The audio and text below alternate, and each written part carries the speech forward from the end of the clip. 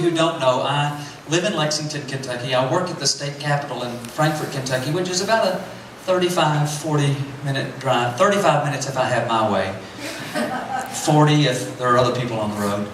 And one morning I was on my way to work, and my route took me right through all of these beautiful, beautiful horse farms in central Kentucky. It's a beautiful sight, and you're reminded of how blessed you are when you see scenery like that. As a matter of fact, at about, I don't know, sometime up in the night last night, rumble of thunder woke me up. And I was laying in that hotel room, hundreds of miles away from home, listening to that thunder, thinking, man, it sounds just like it does in Kentucky. Except here you get a clap of thunder and it moves on. In Kentucky, we'll get a clap of thunder and it rolls until it hits a hill, and then it rolls back over and you hear it again, sometimes 2 or 3 times. But I was laying there and I saw some lightning through the curtains in the hotel room, and it reminded me of how big God is. And how good God is, and how blessed I am.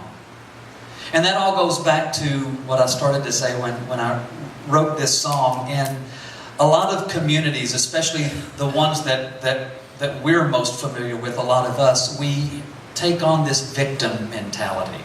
Right. And we start, if we're not careful, number one, we'll feel sorry for ourselves because we're a victim, and then we'll start feeling a little self-righteous because we're a victim, and then we'll get angry because we're a victim, and then we start saying things that aren't very Christ-like because we feel like we're victims. And I got to thinking, man, if there ever was a victim anywhere in the world, you read through the scripture and there was victim after victim after victim who ended up finding victory because they had an encounter with Jesus. Jesus erases all of that victimhood stuff. And I was reading through the scripture in my devotions one day, and I read through the 3rd chapter of John about Nicodemus and his encounter with Jesus and the wonderful conversation that they had. And basically the conclusion that I came to the next morning when I read the 4th chapter of John, which is a conversation that Jesus had with a Samaritan woman at the well. The thing that struck me about both of those conversations is those were 2 totally opposite people. One of them was a man who was doing his best to live righteous, knew the law, and tried to understand the mind of God. The other was a woman who had no clue whatsoever. But the answer to the dilemma that they had when they had an encounter with Jesus was the same. He said, I know who you are, but for heaven's sake, don't let that be the thing that keeps you away from God. Right. And he says the same thing to all of us, even those of us who sometimes want to feel like victims. He says, don't think I don't know who you are.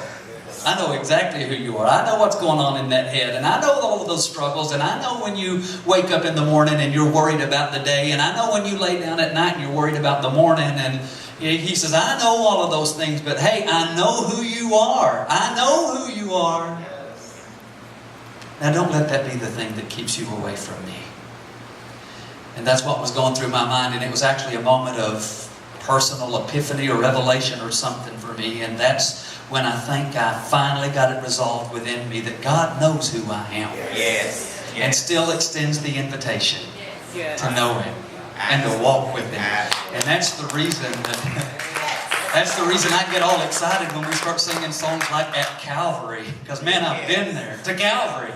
Not physically, I've never set foot on the place. I've seen pictures, but I've been to Calvary. And I've seen what Calvary does for people like me and for people like you, every single one of you without exception.